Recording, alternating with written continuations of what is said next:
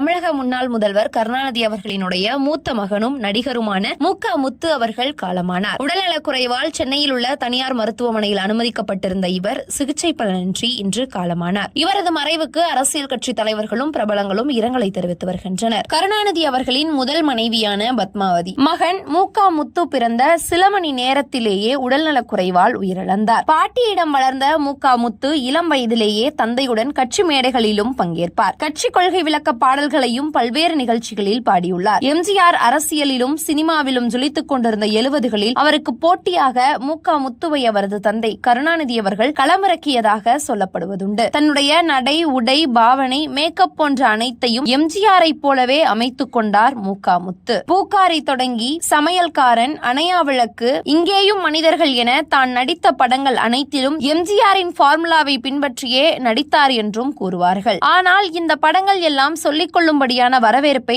பெறவில்லை என்பதும் ஒரு விஷயம். எனினும் இவற்றில் இடம்பெற்ற காதலின் பொன் வீதியில் போன்ற பாடல்கள் பரவலாக கொண்டாடப்பட்டன. தனது படங்களில் சில பாடல்களையும் சொந்த குரலில் பாடியுள்ளார் மு.க. முத்து. முதலமைச்சரின் மகன் என்ற செல்வாக்கு இருந்தும் கூட சினிமாவில் தனக்கென ஒரு இடத்தை பிடிக்க முடியாமல் போனது. அரசியலிலும் அவரால் நிலைத்திருக்க முடியவில்லை. ஒருமுறை எம்ஜிஆர் முதல்வராக இருந்த காலகட்டத்தில் கருணாநிதியிடம் கோபித்துக் கொண்டு ராமாவரம் தோட்டத்துக்கு மு.க. முத்து சென்று விட்டதாக சொல்லப்படுவதுண்டு. பிறகு எம்ஜிஆர் அவரை சமாதானம் செய்து அரசியல் மோதல்களுக்கு நடுவே மு.க. முத்து அலைக்கழிக்கப்பட்ட போது பாவம் அவன் இளந்தளிர், அவனை விட்டுவிடுங்கள் என்று கருணாநிதி சொன்னதாக கூறப்படுவதுண்டு. தந்தையுடன் ஏற்பட்ட பிணக்கம் காரணமாக தனியாக பிரிந்து சென்ற மு.க. முத்து பல ஆண்டுகள் குடிப்பழக்கத்துக்கு அடிமையாகி வறுமையில் கஷ்டப்பட்டார். கருணாநிதியின் மற்றொரு மகனான மு.க. தமிழரசுவின் திருமணத்தில் கூட அவர் கலந்து கொள்ளவில்லை என்றும் கூறுவார்கள். மு.க. முத்துவின் நிலையை அறிந்த முன்னாள் முதல்வர் ஜெயலலிதா அவருக்கு 5 லட்சம் நிதியுதவி அளித்த நிகழ்வு அப்போது பரபரப்பாக பேசப்பட்டது. மு.க. முத்துவுக்கு பல ஆண்டுகளுக்கு பிறகு 2009 தான் தன் தந்தை கருணாநிதியிடம் சமாதானமாகி ஒன்று சேர்ந்தார் மு.க. முத்து. சினிமாவிலிருந்து